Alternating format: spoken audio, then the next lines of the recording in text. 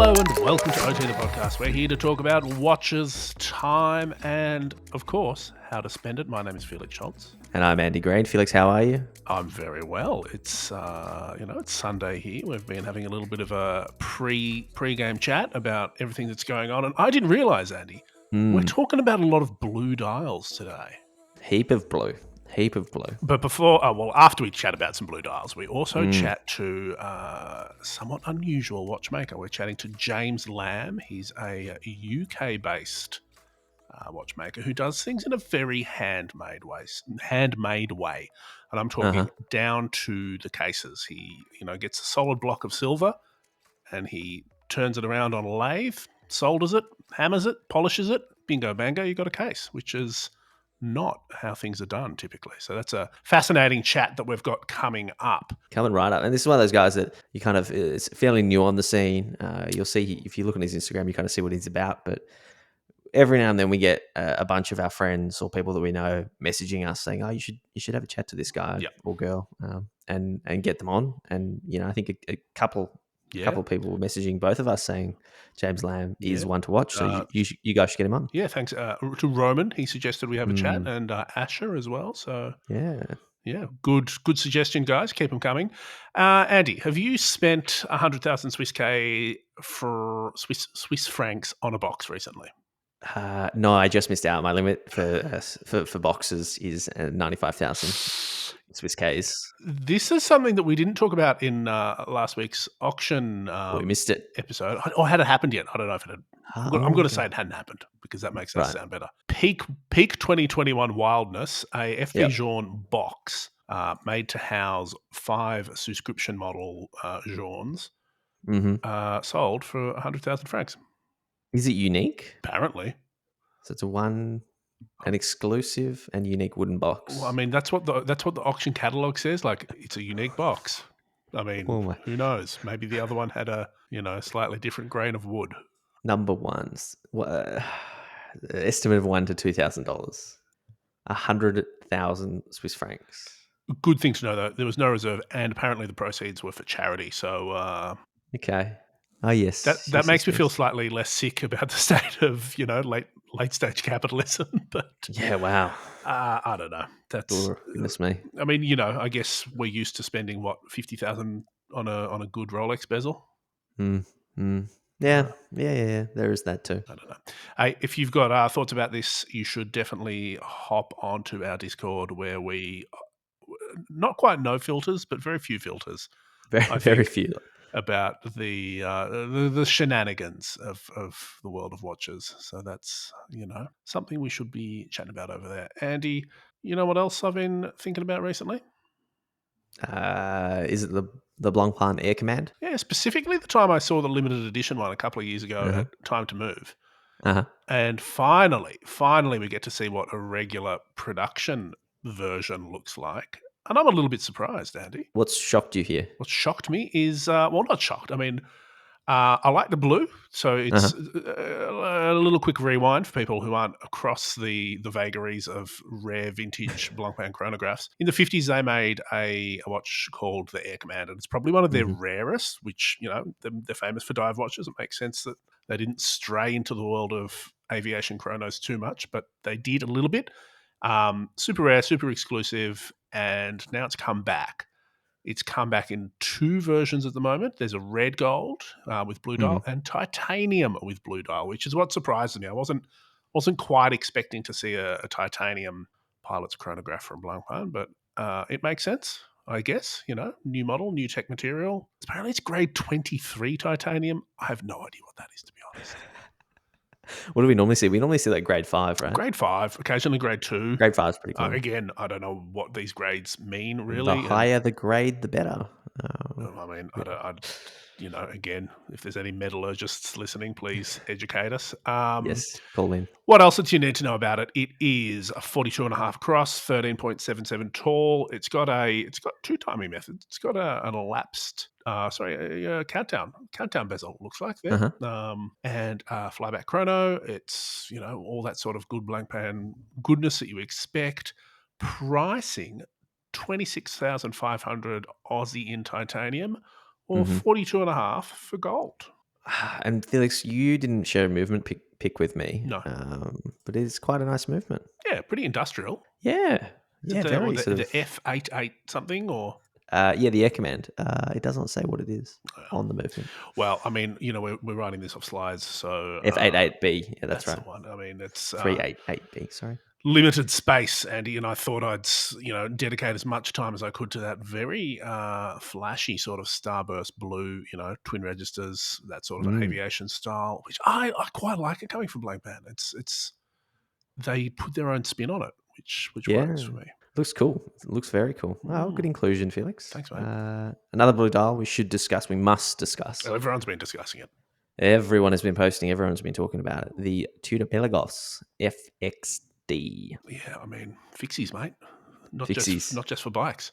Is this your dream come true? I really like it. So a little bit of backstory here. This is a watch that we suspect was going to be launched earlier in the year, Mm, but another brand did a little, deal with Marine Nationale, the French Navy, and I think that sort of maybe caused Tudor to pump the brakes a little. And then we saw a few sneaky pics on David Beckham's wrist, and the yeah. internet started, creating some organic PR, as the marketing specialists like to say. Yeah. And what do you know? We now have a brand new Tudor Pelagos. I think it's my favourite to date. Big. Favorite Pelagos? Favorite Tudor? I would potentially say favourite Tudor. Wow. Okay. Mm. So we have it side by side. So it's got the Kosk movement MT5602. The bezel is obviously different. So it's got the minute markers all the way around, Full hash, which are baby. loomed as well. Yeah. And it's a countdown bezel. Countdown bezels are all the rage in this week's So episode of different the bezel. podcast. Less text. Ironic for this model. It's only 4 lines of text at 6 Down from, o'clock. a small novel. 17. No date, Andy. No date. True. Looks okay. A bit cleaner. Obviously, the fixed lugs, which is the entire point of this watch, Mm-hmm. which means the lugs are actually a little bit different. I don't know if I love the profile that I'm seeing in the IRL pics. They look like you just said before we hit record, like a little bit over polished, maybe, or maybe it's the angle. I think I was talking about the lugs on this one as they sort of taper down towards the bracelet point, like the outer extremity. They look thinner than the previous Yes. generation to me. If you look at an old sub, they've been polished a bit and the lugs get thinner. That's what I was talking about. So not the actual polish of them. I mean, that's No, the yeah, same. yeah. Yeah, a little bit thinner. I don't know. I need to see it. Obviously, it's a different blue, so both the bezel and the dial are Yep. different, sort Bit of more darker. navy, Yeah, a bit less sort of electric blue, I think, which is a good move. I did like the old blue, but I think it's more of that vintage sub vibe. yeah. They've toned it down, Hey, which was needed. what do you think of the fixed lugs themselves? Oh, I love the idea of the fixed lugs. I think it's cool. I think it's very cool. And I think, given how I wear watches, I could pretty easily accommodate that in my life. It's not going to stress me I out too really much. can see you wearing this watch. Yeah. Obviously, but by the very nature of these lugs, you're not going to get a bracelet on there. And well, I don't know. I don't know if this could suit you for every situation as a result, but I could see you in this watch. You could get quite a nice, if you Nice wanted to sort Velcro. of, a nice, single pass leather, like a skinny cordovan leather would look good with it. Yeah, You could even true. do that old sort of thing and you can get two-piece leather straps for fixed lug watches. I mean, they're not, they're a bit weird and janky sometimes, but that's fine. And the whole vibe of this watch is that it's pretty utilitarian. Something that is only emphasized by the fact that it has what is not referred to, but let's all call it what it is, a Velcro strap. Self adhesive material I think fabric. Velcro is probably some sort of proprietary name. It's attached using an intricate system of hooks and loops. We were just talking about this, and it's right up my alley. I think it's right up your alley. 100%. But it's the sort of strap that I would put on a watch and not care what people thought about it. I don't know that. I don't know that I love it. I think there's something really 90s nostalgic about a good Velcro strap. So I got one of those Parchy watches, and we'll talk about that in a couple of weeks. And it's got a Velcro strap. It's cool. And I don't know. Did you ever have like a Billabong or a Quicksilver watch when you were a kid with a? I did, of course. That sort of. Yeah. I just think it's really fun, and I like it, and I don't think this is going to be the only Tudor like this we see. I'm sure they've put a few things in here to make it like a fun first release of the next generation of the Paragos, and they'll do a normal one and take off the Velcro. They'll tweak it as needed, but I'm into it. Of course, this doesn't replace the existing Pelagos either. It's an addition. It's meant to be a bit of a novelty as well. And I'll go one further. I was thinking about the other Paragos. I prefer this to the LHD because this is vintage without appearing like over the top Fotina as a LHD. It's a good point. Like Yeah, that's a good sort of point. a bit, mid 2000s heritage trend. Whereas this is like it's white loom, it's white markers. There's no sort of old radium vibes going on. Like the construction is old in that it's fixed lugs, Velcro strap, all that, no date. But they haven't treated it in a nostalgia way. Yeah, the LHD, man. That watch just kind of came and went, didn't it? Still think it's quite popular. Yeah, it would be. I mean, it's a Tudor after all, And but it's a good looking one. it's a nice watch. What have you been up to? Have you been buying any retro divers recently? No, but I did find time to watch a bit of YouTube. I know you're a big fan of YouTube content. This was a series on YouTube called Assets Over Liabilities, and it was the first one that I've watched. But this one was with Rick Ross, who is a rapper. I'm sure you're across. Is this like you delving into your chartered accountant past? There was some, I found it. Yeah, look, I'm a numbers guy, and it's sort of, I guess I'd never watched one before. But I guess the whole premise is talking to successful people like musicians about like how they actually manage their money and what they do with it, and sort of how they build these sort of empires, and the truth behind different purchases. And this one was really interesting because I think Rick Ross is probably early 40s now, and it took place at his house, and his house was in the news when he bought it because it belonged to a boxer. I think, what was his name? Hallifield? Yep. Hallifield? Sure. Sounds vaguely familiar. Who Holyfield. made Holyfield. Yep. Holyfield. And he made Holyfield. like, he made Evander Holyfield. So he made like $500 million, or actually just a bit more in his lifetime. And he actually ended up going broke. And this house went into foreclosure, and then Rick Ross bought it. And it became sort of, it was like very news baity because of the downfall of Evander, and also Rick Ross being pretty high profile buying it. And so talking about how, one of the biggest bills on the house was landscaping. It was $500,000 a year, but just on landscaping alone. Wow. And so to tackle that, he then very famously bought a John Deere tractor and just cut the lawn himself. Sure. And then did that for a few weeks. Hashtag grind set. Yeah, grind set, and then bought a couple more. After a little while, I was like, why don't I just call John Deere, set up a meeting, and then did a brand deal with them, and then gets some of his mates to sort of cut the lawn with him. Sure. And, his entourage.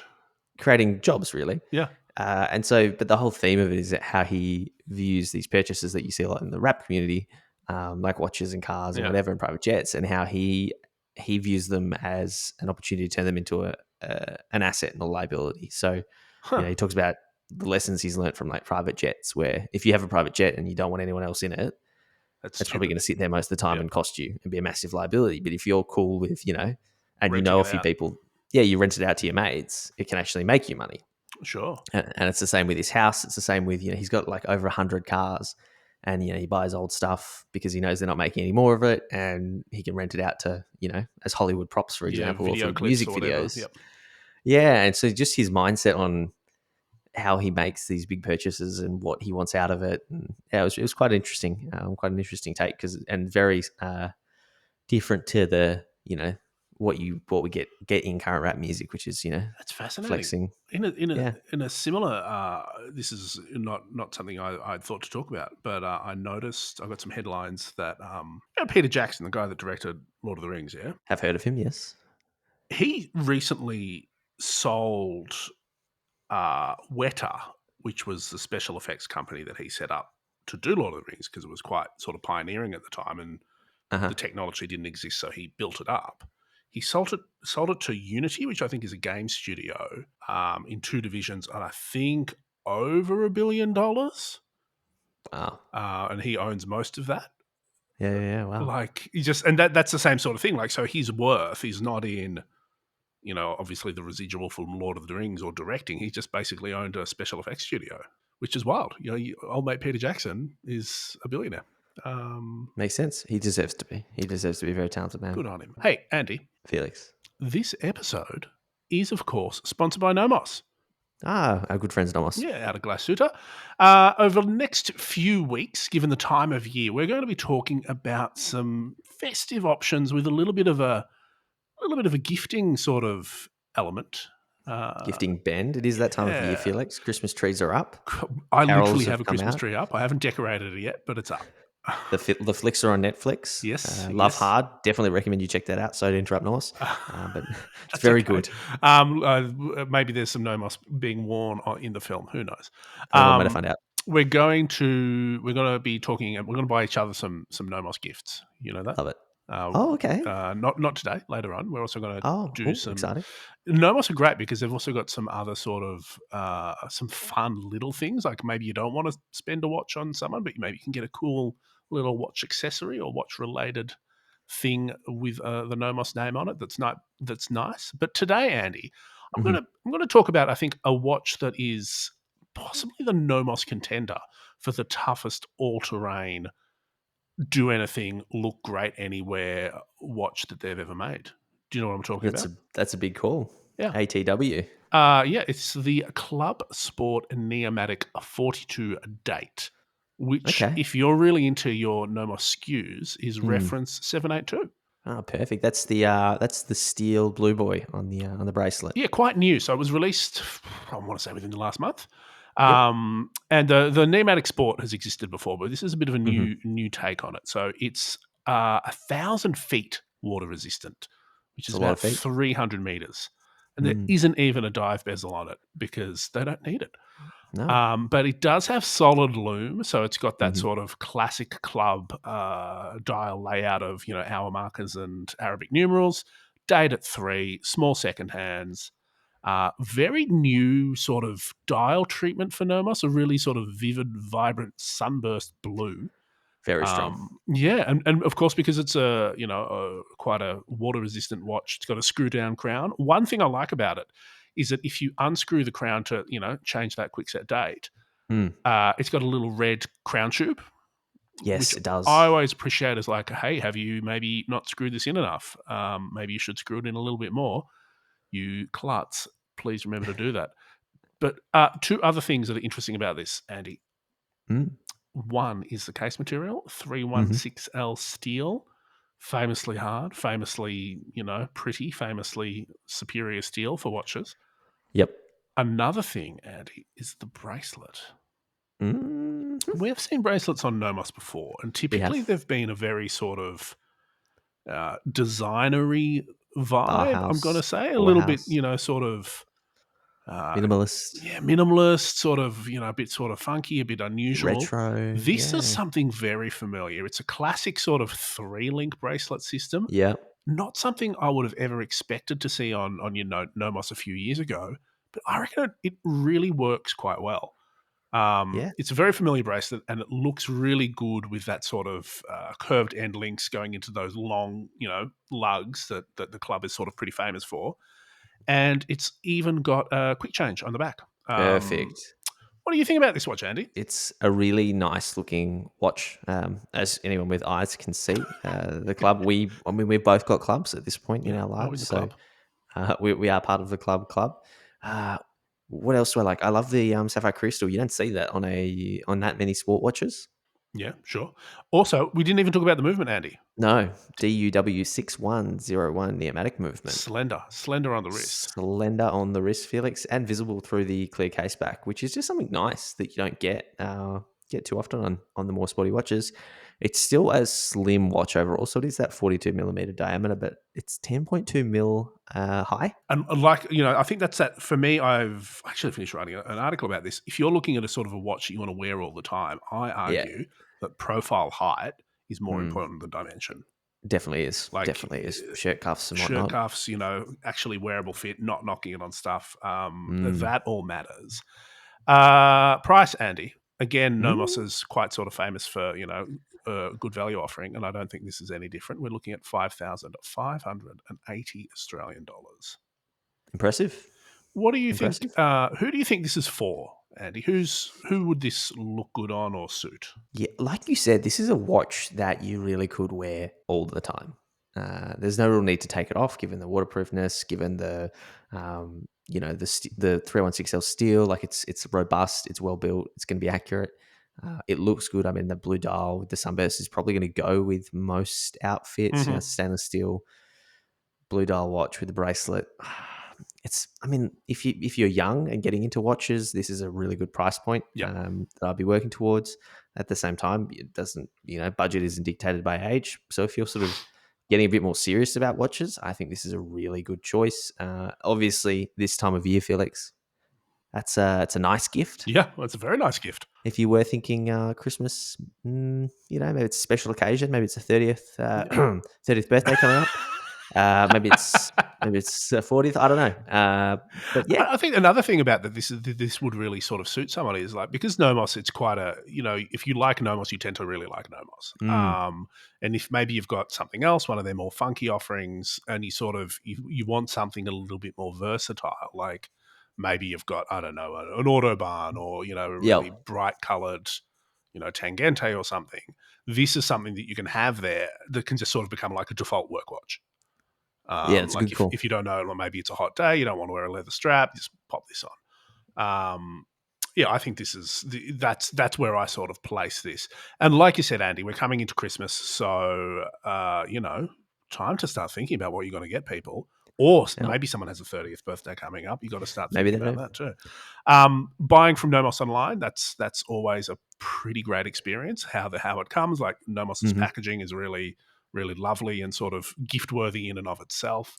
Yeah, You get that sort of the security factor of not having to stress about you know buying from the internet that can be scary place. it I mean, you had me a can gift. be. You had me a pre-gift wrapped. And shipping Obviously, shipping's free. it's quick, Yeah. it's secure, and it's free shipping. Say no more. Well, I mean, one thing I will say, Andy, I do want to Uh say huh. something more. If you do Oh, want to check it out IRL, so to speak, yep. there's some places in Australia you can do that. You can do it at the Hourglass. Hmm. You can do it at Monards, or Of you can course. do it at Master Watchmakers in Sydney. Okay. Yeah, Plenty. yeah, that's Plenty of options to go check it out. Well, Felix, we'll link everything up, but head to nomos-glasute.com. That's NOMOS-GLASHUETTE.com to check out this versatile new Nomos. Let's do it, Andy. Let's get back to the show. Alrighty. Felix, thank you again, Nomos. Now we need to talk to James, let's James. chat to James James. Lamb. We I didn't think we we just didn't talk to James about Nomos. Maybe he's a fan. we didn't we talked to James about James. Yeah, we did. Heard all about James, what James up to. His origin series. Let's find out about the origins of James This is Lamb. James. Andy, today's guest is the UK-based independent watchmaker James Lamb, who has just launched his remarkable Origin series, a limited run of very stunning, very bespoke pieces. We're going to chat and find out the origins of his love of watches and just how he went about creating these quite unusual timepieces, which are a little bit different to what we typically talk about. Welcome to OT the podcast, James. How are you? Thank you very much for having me. I'm very well, thank you. It's our pleasure, James. Thank you so much for being here. Before we get into all that great stuff that Felix talked about, why don't you quickly tell us about how you first got interested in watches? Okay, so I would say it started probably when I was very young, when I used to take things apart, as a lot of boys do. And I did start disassembling digital watches just because it was like, well, how does this work? And I had a small set of screwdrivers, so and I'm afraid the inevitable happened with that. So I was like, okay, well, that's interesting because I kind of liked the coolness of it. I'm able to sort of state this was maybe the early 80s. So we had shows like Knight Rider and things like that on where, there's the guy sort of chatting to his watch and, the car come whizzing around the corner and, you'd have that sort of gadget element to it. And so I thought, okay, well, what's inside my watch? Why does it do what it does? And obviously, you take the back off a digital watch, and to be honest, there's not that much to see. And I was like, okay, that's great. So you don't learn very much, but it's probably an exercise in practical sort of skills, possibly. But anyway, anything I sort of left everything for a while, and I approached the watches again, probably I think it would have been my mid-20s. I was working as a locksmith, I remember, and I was looking for a decent watch, and so I'd get the catalogues through, have a little look through, and try to decide something that I like the look of that I wanted to keep. So typically I was looking at the standard things that a guy looking at watches for the first time would look at. So you get your Rolex catalogs, you get your Omni catalogs, that kind of thing. And I'm a bit of a space nerd, and so eventually I decided to go for the Moonwatch. And they had a model which was, I think, called the Sapphire Sandwich, Sure. and so that's the one I went for. Bear in mind, this is probably about 20 years ago, and I paid, I think, about £1,600. I think it's a bit more these days. Yep. But it was a good watch, apart from the fact that it did suffer a small misfortune on about the second day of me owning it. I was working in the workshop, and it did end up clunking on the side of a vise, which didn't please me that much. But at the time, I was sort of like, okay, so watches, why are they fairly expensive? As a relative thing, why are they fairly expensive in comparison to looking through and seeing the cheaper offerings that you can buy if you want to buy a watch? And so did a little bit of research and had a little look at how the Swiss were making watches in the factories. And I was like, wow, this is pretty incredible. This high-tech manufacturing. And you sort of look at how they do things at Rolex or whatever, and it looks like something out of the next century. It's incredible stuff. A combination of metal injection molding and super micron CNCs, all these other bits and pieces that you think, wow, this is pretty impressive. Who knew that this could be done? And then I thought, well, watches aren't especially new. I know that watches and pocket watches and things have been around for, certainly a good couple of 100 years plus. And so I thought, well, how did they make them before these? And so a bit of research led me to discover these horological names that we sort of fairly know now, of chaps that would sit and toil away in workshops and with relatively modest equipment produce amazing watches and clocks. And I was like, well, this looks fascinating. So how am I going to get into this? Because, I was looking at sort of wanting to do something slightly different to the locksmithing. It's fine and it's fun for a short period of time, but it ultimately plateaued quite quickly. And so, the watchmaking bug pretty much got me from that moment. And so shortly after, by pure coincidence, there was a local technology company. They were advertising on the British Horological Institute's website, which was unusual because you tend to find just watchmaking or watch technician positions on there. And this was nothing to do with watches. And so I wrote and applied and I got the job. And within this company, there's a small prototyping workshop that supported the activities of the business. So they would make production aids and jigs and obviously small prototypes, and everything needed to be done super accurately. And this was a facility that was set up in the mid-80s, I believe, when one of the chaps realized that you really needed to have something like this. And it was really only a clockmaker or a horologist that would be able to produce the parts that were required. And he knew this from his own experience from working as a watchmaker. And so that was set up, and it was fairly modest sort of equipment. I mean, there was a nice milling machine, a couple of Schoeblen 70 lathes, micro milling and drilling, bits and pieces like this, watchmakers stuff. And in there was a variety of things that could be made with this quite simple equipment. And it was amazing to me that you could get something like that using horological tools and techniques that were probably quite old, 200 years old, and they have an application for modern technology. And I saw how, the facility was able to pay for itself and be of great use to the rest of the business. So I was there for probably about 15 years. But within that time, the guy that I was working with, he was a fellow of the Horological Institute. Sure. And I was also working through my distance learning course that the BHI offer anyway. So after a few years, I qualified. And that's sort of where we were with it. It was it sort of just went along. It was perfect combination of the practical element of learning how to make things, either by hand or with machines, and also doing the horology at the same time. So it gave me everything I pretty much required to be able to be in a position to be quite independent in how I design and make things. That is interesting. So you've sort of come at it from, I guess, that sort of mechanical engineer, almost sort of side of it, and that sort of applied trade, which is very, speaking of watches from a couple of 100 years ago, that's very traditional. Like, the guys like, Hook and Harrison and all that, they weren't just watchmakers; they did other bits and people, sort of applied sciences. So you was working in that sort of technology organization. You did your distance course in horology. Did you work with watches directly? Like, what was the sort of the step of like finding these objects interesting?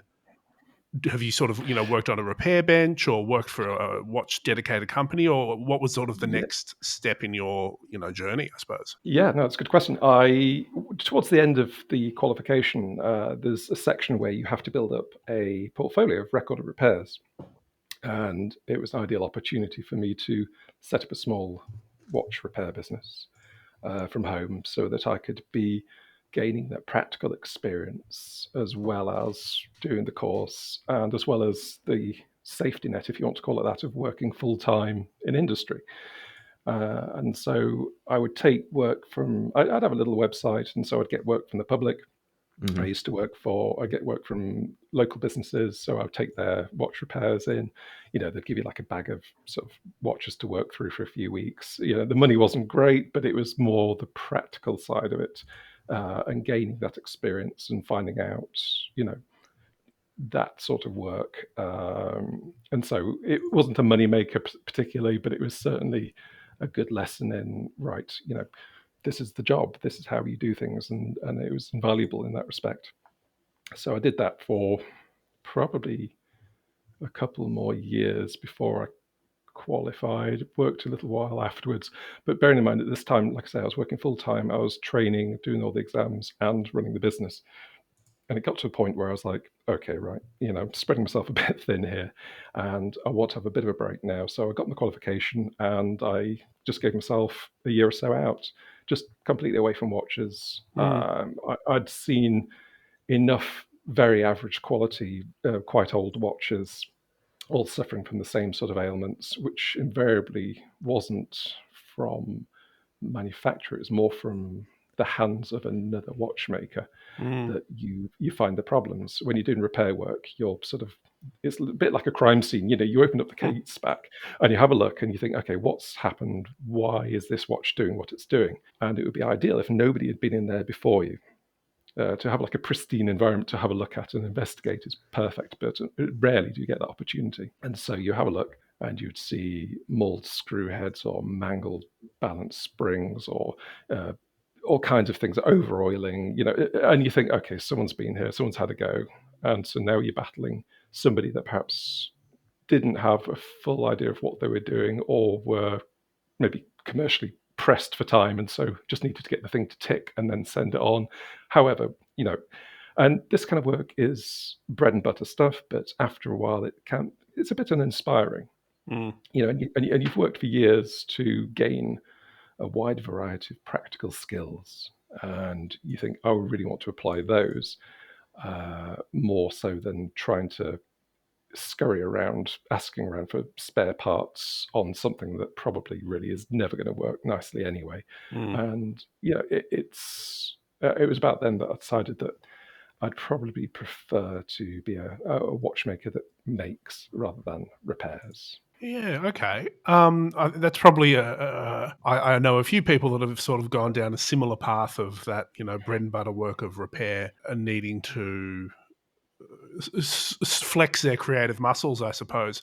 But so you've come to that decision. Did you know at this point what excites you about watchmaking or watch design? Like, were you sort of said earlier that you were very impressed by, the latest Swiss technology and, the machining capabilities, but then you're also talking about the fact that we've got this, century-old technology that still has a function. Like, there seemed to be sort of a tension between the old and new there. Do you lean one way or another? Yeah, I really like seeing skilled work. I mean this in the sense of somebody, a chap or whoever, sat there doing something by hand. And you see this a lot with the restoration guys, is that what they're able to do is bring something back to possibly its original condition or thereabouts within reason, using highly developed hand skills. I really like the thing of solving problems. It's something I found in industry where somebody brings you something, and it could be something completely new every day. And you think, how on earth am I going to do this? I haven't got a clue. But you've got enough knowledge and skills and experience behind you to think, right, I know that I need to do this. I need to hold it tight. I need to go about this in the right way. I need to know where my cutter is, where it's going to go, what is underneath it, and plan and think about every single step. And even if you don't know exactly how you're going to do it when you start, as you work through the job, you have a pretty good idea. Things start to come to you, and you think, okay, brilliant. Yeah, I can try this, and let me try this little tool that I made a while ago. That might pop in there, and and it's that I like. It's the problem solving element of the work, and that could be either applied to industry or the watchmaking. And so it's using a bit of free thought, nothing that's ever going to have been written down at any stage, but using the practical side of things that you do have. So yeah, that sort of interests me far more, I think. Yeah, cool, fascinating. Well, look, Felix, I aware of your background, your location, and British horology has been bubbling away for quite a few years now. Of course, there's people like Roger Smith on one very high end of the spectrum, and larger operations like Bremont on the other. Along with players like Anordain, Fears, Schofield. But what is your take on British horology at the moment? Well, I don't know. I mean, in all honesty, I'm probably not the most active follower of everybody else's individual watchmaking journey in the UK. I ought to stress that in the last sort of year or two, I've been working in some sort of self-imposed Uh-huh. monastic isolation, if you wish. Whilst working on this watch, I don't want to be influenced or see very much about what is happening or trends or anything like that. I just want to be able to make the watch that I have sketched out and, follow the design process and the manufacturing process through myself.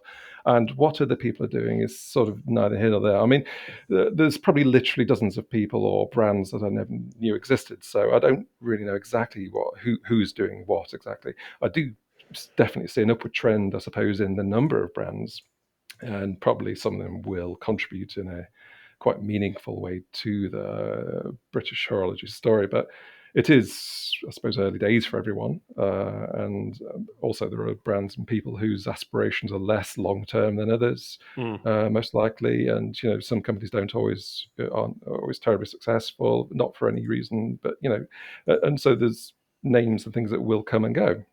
I think there is this perceived idea, I've noticed, that to be taken seriously by, if you want to call it the establishment here, you have to make every last screw and jewel yourself. And I think that's a lot to put on somebody. And I certainly spent many overwrought years myself wondering how on earth I could achieve that aim. Uh, but it was a conversation with a quite serious and knowledgeable collector I was chatting to right at the beginning of all this and said, look, I honestly don't care how many grades of polish you use for a screw head. I just Hmm. want to wear a watch that looks great and works, and it is the product of your hands. And initially, I was, fairly shocked by this sort of revelation that somebody could be a collector and not have so much interest in the technical side. But then I realised that not everyone really has to have. They don't have to understand every single aspect of watches. They have their own professions and their own obsessions and things that appeal to them. And this is the beauty of watchmaking: is we can decide pretty much what aspect we like of it to tune into, which interests us, either as a creator or a collector. There's no sort of wrong way, really, and you can only really like what you like. And so that's sort of, I guess, where we are with that. I sort of only following my own path and not looking too closely at what other people are doing. I mean, Yeah. I hope there isn't a general upward trend in British horology, but in the right way. That's interesting. And you sort of said, in the development of this series, you isolated yourself, I guess, to use Oh. the popular phrase.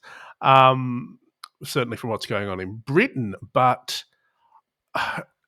surely you must have been engaged with this broader network of your peers. Like, you're developing a watch, even if it's not every screw is a big task, and you must have problems or sort of issues that are fairly specialized. Like, I wouldn't understand the problems with case manufacturing or any of that sort of stuff.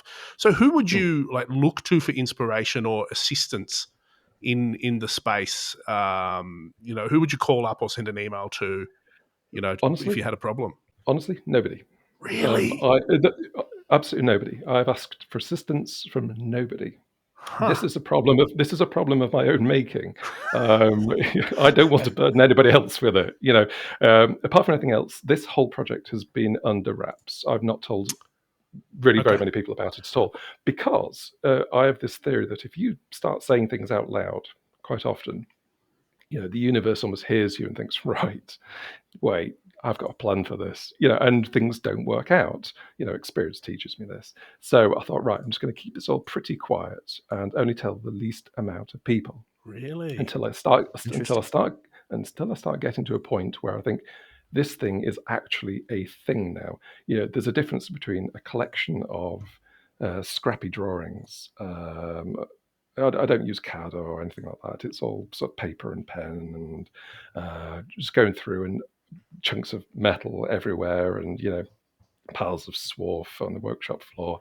It's all those things mean nothing until you've got something that you can put on your wrist and it's telling the time.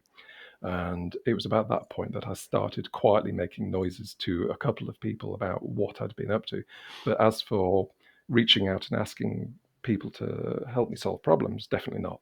Well, maybe to sort of re-ask that question in a slightly different way. Not if it's who inspires you that's working in a similar way at the moment. I don't know if I'm actually inspired by any one individual, Okay. or even groups of people. I don't think I sort of work on that basis. I think I'm inspired by craft itself. Mm. By as I said earlier, you get that pure essence of skill using, seeing someone craft something finely using the hands. Or, I mean, okay, I'm not a disciple of George Daniels or anything like that particularly, but he was very, very good. And he had such developed hand skills that one can't help being impressed and inspired by that dedication. And I find that inspiring. But Mm. as actually any individuals, probably not so much. Just simply because I don't outwardly look to see what other people are doing. I think that's just the way my approach has been so far. I mean, I like to solve my own problems and like to sort of see how design develops Hmm. without Interesting. looking at other people, because there's always this element of, oh, that's a nice idea, but I don't want to do that because you see that quite a lot. There are quite a few brands doing similar things you see these days. Do you And I was draw quite inspiration from things outside of watches then? not even so much. I mean, this is quite a specialized project, of course, in that it is a case and it is a dial and it is a crown and all these bits and pieces you're making. It is what it is, and you can't look to if I voluntarily don't look to anybody else or anything else, then it's just possibly the product of my own design. Uh, Rather than trying to take input from anything or anywhere else. Mm. Well, I think that's. Tell us what the result is then of this. The long process of development. Talk to us about the Origin series. Okay, so I would say the Origin series is, uh, well, number one, the cases. They're entirely handmade in silver. I say silver, it's a type of silver.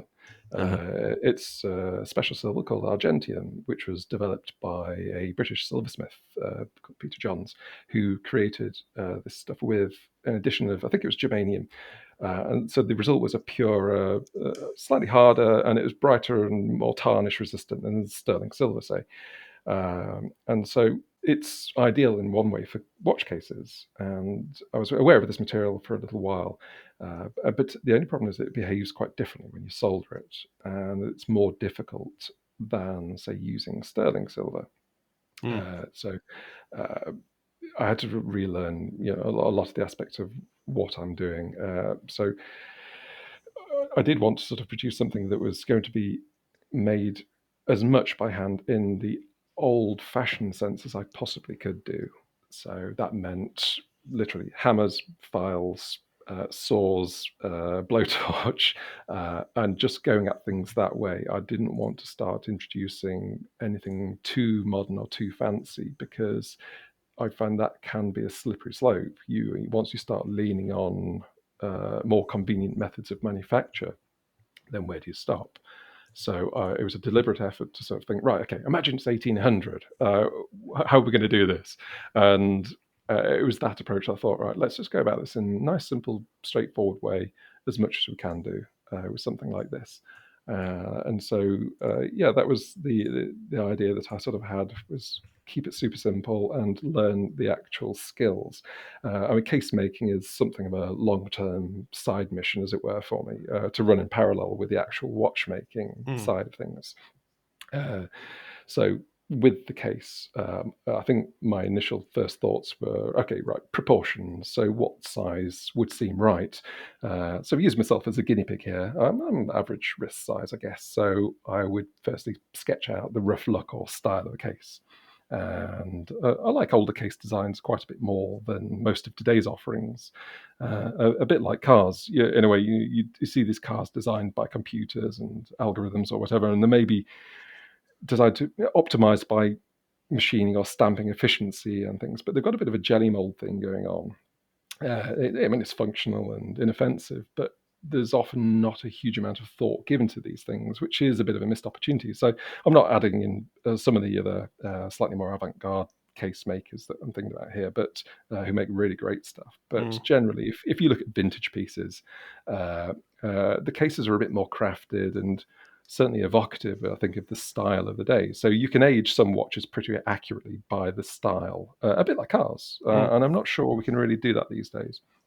So, the basic style had to be sort of designed first for this range. Yeah, Sorry, go on. absolutely. Now, I want to talk about the cases and also the case backs in a second. But something I'm struck by is that you seem very determined, I suppose, to not have a certain level of technology in your watches. You want it all sort of, you want it to be able to work by hand using a level of tradition in there. To an Why extent, is yes. that? I think for my own, I think my own aspirations to be learning how to make cases requires this, to be entirely independent. There's different ways you can make cases, of course, and some manufacturers use stamping or they use CNC machines and this and that, and that's great, and the results are fabulous. I don't think I've ever seen more beautiful cases these days, because they are all perfection. Diamond tooling and everything else makes these things perfect. But I think what I was finding was that with an abundance of super perfect cases that you see, there is not exactly a lack of character as such, but I wanted to sort of have something a little bit more. I am me, and these watches are sort of a representation of my first sort of thing of like, oh, hey, this is me in a sort of sense, or this is what I want to be doing. Just, introducing myself, I guess, to the horological world, and this is my approach. And I think doing the cases the old school way, if we want to call it that, is going to pay dividends, I think, later on, because using silver is great. So I think it's going to be a stepping stone for me to then go on to making cases out of gold. Now, if you make cases out of gold, you can't do that in a particular way without enormous, cost. So we're looking at slightly more goldsmith ways of manufacturing things, and I like those sort of skills. And so you can utilize jewelry making and silversmithing and goldsmith, that sort of element of making things, rather than going down the industrial CNC chunk of stuff, or like a casting and then sort of fettling that up or whatever. There's nothing wrong with those methods, but my method's just going to be slightly different, where I'm using strips of metal and then forming them and soldering them and profiling them and fitting things together in that way. And that would give me more freedom, I think, later on for the things I've got planned. And so that's my method for the cases. The dials, although I machine out the silver sheet, etc., for the dials and all the little recesses and holes and bits and pieces, they are then passed on to be laser engraved, like a Stuart crab, and they. That is quite a modern process, but I was quite keen that I wanted to have something that was fairly different with texturing, and it was only that method, I think, that would have given me this in conjunction with the hand finishing and the enameling. So it's not that I'm sort of like particularly a Luddite. Sure.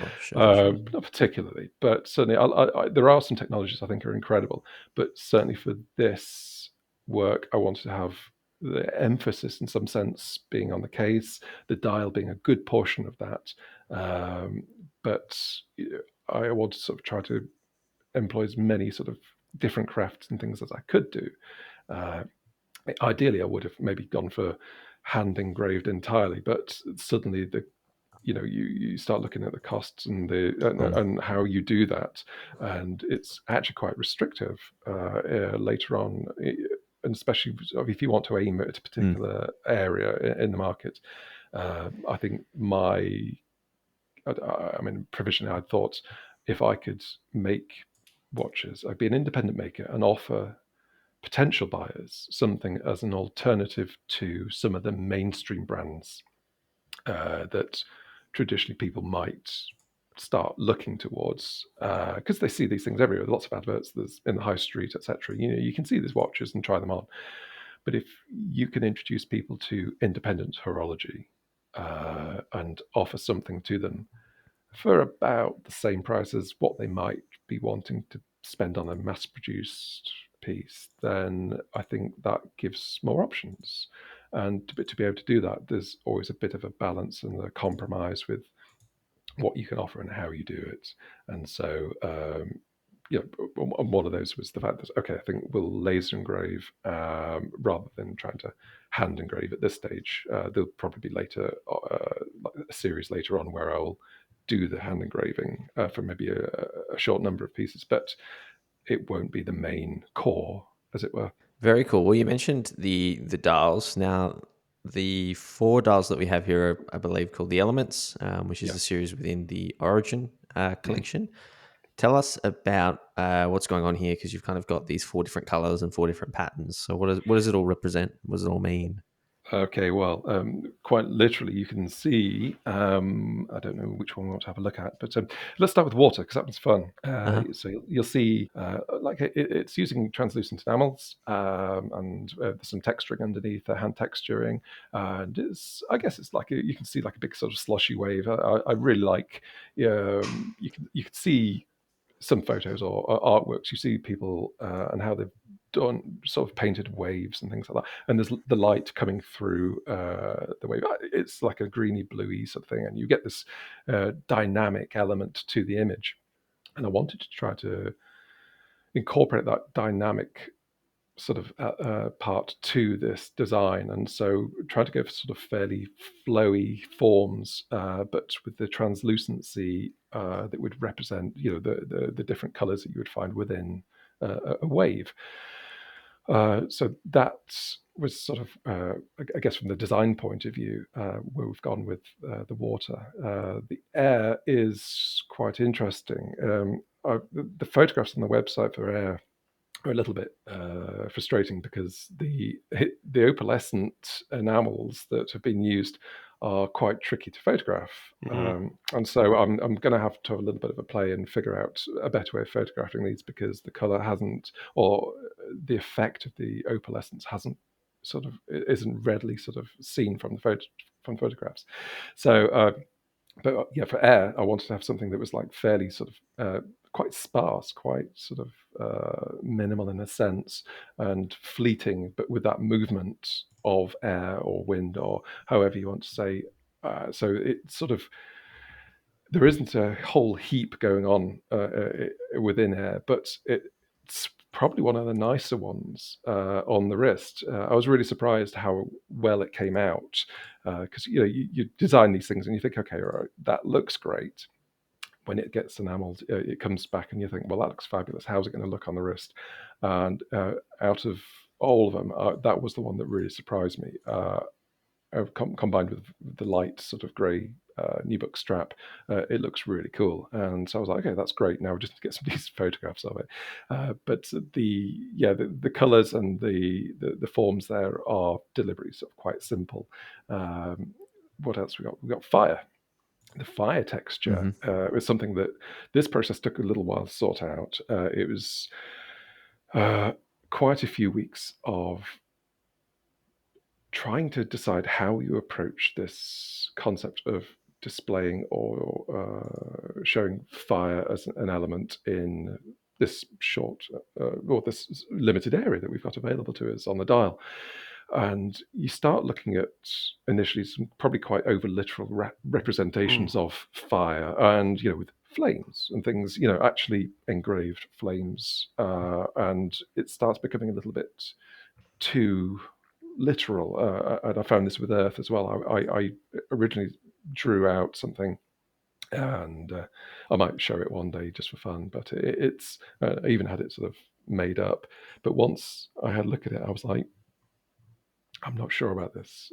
It's too over representative of Earth. It's got to be something that's coming to it slightly differently. And so the Earth design was something that I thought, okay, I rather like the idea of rocks and stone and something along those lines. I for a couple of years or so, I did some stone carvings as something completely different to watchmaking. I live in Lincoln, which is in the East Midlands in the UK. It's quite an old city, and there's a lot of old buildings, the cathedral and castle and Roman ruins and bits and pieces. And I was drawn to stone carving some years ago, and so I set about learning. I did a short course and made like a little workshop, and just learned how to carve. It was just completely different to watchmaking. And within then that time, I sort of found that it was, I suppose, not exactly similar techniques, but the utilization of simple tools to achieve and create a form that you design on paper. That 2D to 3D process and how you do it is not entirely dissimilar to making things for watches. So there was like a certain connection there, but the stone textures are sort of quite interesting. As you sort of look quite closely at limestone texture, there's quite a lot going on in there, and I wanted to have something fairly similar to that if I could. And so that's how the texture on the green came about. And I chose green obviously because it's I wanted to go for something that was almost like it was covered in, not lichen exactly, but you know what I mean. You get these old rocks and old some things. sort of They have like a verdigris or green sort whatever. of hue to. That's exactly right. Sorry, yeah. And so that's that. The air and the water are, to me, sort of obviously enamel, but the earth and fire enamel as well. They are, yes. They are. The red is a really rare red enamel. I forget the name of it. I should have jotted it down, but it's unobtainable now, and it's very much in demand now. The enameler I use, Chocolate Andy, he has a small amount of it, and he was kind enough to use it on this project with me, and That's the results are incredible. Honestly, the red is so rich and so deep, and I really can't wait for people to sort of see these things and start taking photographs and see for themselves the true depth and the textures and the light play within the red. Because although I have photographs that are pretty good, people would probably think I've oversaturated the image or something like that to try to make it look deeper and richer than it is, but that is honestly not the case. The green is quite an interesting color because with enamels, they behave differently in different lights, as you're probably aware. So the green in a moderate light can look really quite dark, but you bring it to an angle and suddenly you get this almost topographical sort of type effect. It looks almost like a hologram in a way, because it's counterintuitive, because the dial's pretty thin, but there's such depth within the texturing that it kind of like looks weird. You think, well, it looks like an effect that's been applied over the top rather than silver textured and then enameled and then polished. It's it looks really, really cool. I don't really know anything else that looks quite like it, and it's certainly a process that is something I've not seen anybody else use. I don't know whether they do, because as I say, I've been working in monastic isolation, but it's certainly something that myself, Stuart, and Andy have developed between us to create something that would be quite different, I think, to what other people have done. Yeah, very cool. All right, well, tell us about the types of customization options that you have for customers then. Okay, so I think the main one that I could probably say is you can, within reason, choose your case size, because each piece is going to be made to order, and so within a certain range limit, I can say I can offer these sizes in this range. So I know some people are quite particular about the case size and how the case fits the wrist and the lug, lug to lug length, etc., etc. And so being able to offer somebody that option is nice, because often I don't know if you still see it at all on watch reviews or posts on Instagram or whatever. Someone say, "Oh, if only it was done in 39.25." Yeah. "Oh, if only it wasn't 39.37." Or what I mean. And people are like, "Oh, if only." And so I thought, "Oh, why don't we just give them what they want?" Because then you can have exactly what you want. I mean, there are upper limits to what I can make, given the current designing and tooling that I've set up for. But I've certainly arranged the manufacturing that when I make each case and do all the bits and pieces, I can do it so that it's an element of customization for the client. And I think the fact that you can customize the cases is an incredible strength, because that's the great benefit of hand making them, is that you can change them up. A question on that though: does that impact the dials, or like if I get a slightly larger case, do I sort of see a bit more silver around the edges, or do you make a larger dial to go? There would be allowances, and there are knock-on effects to one action onto another for sure. And it's those problems or those challenges are surmountable. They are okay. There will be differences, and that might be apparent. Certainly, if there was one extreme, if you went from the lower end up to the upper end of the scale, then you would be able to see slight differences. But again, even if I make a larger dial, that's okay. We can do it because each one is made individually. There's nothing that's off the shelf with any of this. So, Okay. it's a longer process. So, you're going to place an order with the understanding that, okay, there's bits and pieces I've got to work out and go through and change. And there may be tooling and jigging that I have to develop or add in to account for slightly sort of larger or smaller requests. But within the range, I'm looking at, as an average, 38.5-ish, more or less, as the average. And we can go a bit below and a bit above with that. But yeah, that's a good question. But yes, there are things that I do have to factor in for, and with the upper end, certainly so. Yeah, amazing. Tell me, how much are we talking for something customized by James Lamb? If we just say initially that the watches are retailing at £7,000, Uh-huh. then within there, if there are any very specific or quite unique customizations that were wanted, then we'd have a look at what would have to be done for that on an individual basis. But for the most part, I would say about 7,000-ish is your standard price, and within that you get the standard customizations. And who do you? I don't know where you're at in sort of the sales process, but who are these? Appealing to, or who do you hope ends up buying them? I have currently, I mean, I've not released yet, but I've currently got 4 confirmed sales, on which I'm working through currently. And these are people that I've known for either a long time or quite a short time, but are passionate collectors, and certainly interested in the independent maker process and all the things that go into that, and they appreciate that side of the work. And I, in a way, I really like that because you get a good deal of support from these individuals that realize what you're doing isn't easy or simple, and you present the pieces and you say, look, this is what I've made, or this is available to buy. But behind that, there's a huge amount of work and hours of labor and investment, and et cetera, et cetera. And it's not always a certain process with some of these things that you're working through. It's not like we're just shelling peas or anything. When you're soldering stuff, especially, you get interesting issues come up. And any jewelers or goldsmiths or whatever listening here will understand that soldering can be a bit of a dark art.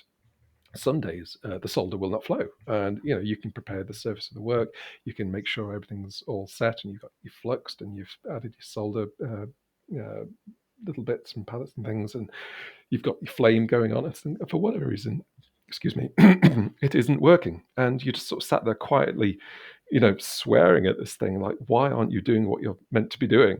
All the time this silver is getting hotter and hotter, and you get to a point during the manufacture where you already put in quite a lot of hours and hard work, and just like that, you can over toast this silver, and it's done, it's cooked, and it's scrapped now. And that's something that I found quite challenging during the development of these pieces. Initially, you were making anything, you would start off in brass because it's cheap, and you can at least get the idea of what you're going to do and how to do it. Have a couple of runs through and go, okay, I'm pretty happy with that. I've got a brass watch sat on the wrist. That's great, lovely. It works as a thing. Let's do it in silver, and you can make it. And the silver machines beautifully. It's a lovely material to machine and polish, etc. But soldering Argentium is not often straightforward, and so that, that is definitely something that when I'm working through, there is sometimes, a day isn't necessarily always terribly productive. You can get backward steps and forward steps, and having a client that understands within the process of manufacturing things, there are backward steps and forward steps. Even enameling the dials, you're taking something very thin out of silver, and you're engraving it, and you're sending it away to somebody to enamel, and he's applying enormous temperatures to this thing, and you've got two incompatible, sort of thermally incompatible materials. You've got glass and you've got metal, and things happen, and not everything is guaranteed. And so he will find something, goes, "Oh, I'm not happy, something's happened, going to strip it back, going to try again, and there's this can be happen a couple of times. It's just part of making stuff, especially at this level. You're not doing stuff that's very simple. You're not just stamping something, or you're not just printing something. It's using techniques and skills that are very difficult to master. So having collectors that understand and appreciate, as I think a lot of them do these days. I think if I'd done this maybe 10 years ago, I don't think that the collectors would have been there. I think it would have been the wrong time for me to release a watch range some years ago. I think now is, I've been really impressed by the knowledge and passion of collectors of independent pieces, because it's these guys that understand and are interested and want to play a part in the story of these watchmakers. And without the collectors,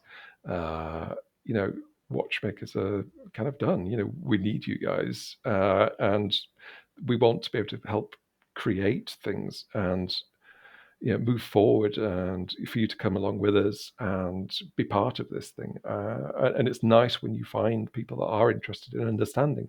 You can write a little email to somebody saying, "Oh, hey, little bit of an issue today. I noticed this. I'm going to go back and try this again, and I'll send over a couple of photos in the next couple of days." And they're like, "Yeah, that's great. Thanks ever so much for letting me know." It's not, no one's banging their fist on the desk saying, "No, I want this thing on my wrist right now," because that doesn't help anybody. And so that's really nice. And I think in the last few years, seeing more collectors turn to independence, and we can discuss the reasons why that is another time if you want. But it's ideal for people like myself. I was wondering, so you've sort of talked along the way of the challenges that you've learned or sort of overcome learning these sort of very hard skills of working with this Argentium silver and getting the right sort of mix for the dials and all these sort of things. Was there any challenges that you had to that you came across bringing these watches to fruition that you didn't expect or that really threw you? Yeah, I mean, I think when I first started this, it was the beginning of the COVID pandemic just starting. And so I'll be honest, that was the worst possible time in probably 100 years that anyone could sit and try to figure out how to start making watches. In one way, you get the free time, but another part, you want to be able to make progress. And so you are talking to other people, like suppliers of other things, other parts that you want to have on your watch. And so, I've got straps that I buy, the hands I bought. I make the ceramic subdial myself, but that wants to be pad printed. There's the presentation cases, boxes that the watches come in. There's various elements and things like that have to become the entire watch, and having to talk to other people and other companies during that time was definitely a challenge because people just weren't there. They were off. They're just not. The businesses weren't, and so there was delays, and there was half conversations, and there was questions that wouldn't get answered for quite a few weeks, or people would say, "Oh, you'd send out an awful lot of information too with design ideas for somebody to maybe." Collaborate with on something, and you just wouldn't get a reply, or you'd get nondescript answers. And I found that definitely a challenge in the fact that you think, how do companies, you have this thing, you sit there and laugh and you think, how do companies actually get on? Because sometimes, for the best in the will in the world, you're a customer, you sat there, you have some money, you want to be able to buy the product that they make. And you're almost begging them to buy this stuff, and it shouldn't be that way around. I found that very difficult. This endless toing and froing and delays with that side of things. Yeah, that did make me grumpy for quite a while, because I think that these watches could have been released quite a few months earlier if COVID hadn't happened. Of course, it's not the end of the world, but it certainly delayed things longer than what I'd originally wanted and what I'd expected in conversations with my first couple of clients, who've been Sure. extremely patient throughout this entire process. And so, yeah, that is probably the biggest challenge is, delays and being patient, because I'm not particularly patient, I'll be honest. Love it, James. Final and most important question for our chat today. As you might be aware, every guest we get on, we ask them for a recommendation of something that they have been enjoying that they think the listeners would also enjoy. It could be something that you've watched, you've read, you've listened to, you've visited. What have you got for us? Oh gosh, I mean, okay, so I read a little and I play drums a bit. Occasionally, I'll have a bit of rare spare time. I do a bit of flight sim stuff, but I suppose something I found quite nice recently actually are videos of traditional Japanese printmaking and things like lacquerware pottery and fountain pens and sword making. The stuff on YouTube, and Uh-huh. the videos are almost like, I don't know what they call it. I think they call it slow TV or something Yep, silly. You may have heard this, and it's nice because it's quiet and there's like a chap or somebody sat there working, uh, doing something that they can do very, very well to a high standard. And nothing's quick, nothing's hurried, nothing's everything's deliberate and everything is done perfectly, and it's probably there's some kind of subconscious sort of link there with crafts and this common theme and of it being a thing of fascination to me. But yeah, I've been quite enjoying those videos lately. So yeah, I could recommend people go and have a little look at those. They're jolly good. Yeah, 100%. Very meditative, and there's That's something there's something to be said for watching someone that is an expert in what they do just do that thing. So it's very pleasing, and I can definitely get behind that. James, thank you so much for chatting to us about your new watches and the process behind them. We will, of course, link everything up, and definitely check out your website or your social media, because you do need to have a look at these watches. The dials certainly are it's very incredible. cool. Very cool. Thank you so much for your time, and we'll keep in touch. No, that's fabulous. Thank you very, very much for having me on. It's been a pleasure. Well, Felix, fascinating to chat to James Lamb. Sure. Interesting perspective. The watches look really cool. Highly recommend everyone hops on the Google and looks at the dials we were talking about, because they are very very unique. What's your favorite, Andy? Probably the blue. Classic. I mean, we were talking about blue watches all episode, so we've got to keep finish it on a blue note. What about you? I think still the white. White's nice. But I mean, it's a fascinating story, and I really like it's, for all that we can talk about, Tudor and mass market watches, I think there's, a real place for that sort of proper artisanal craft. £7,000. That's not bad. I was shocked by that. Honestly, I was a little bit flawed. Yeah, I think he'll do well. I don't think they're going to stay that price for long. I think. Yeah. Well, I mean, get some funding for the next one. So yeah. All right. Yeah.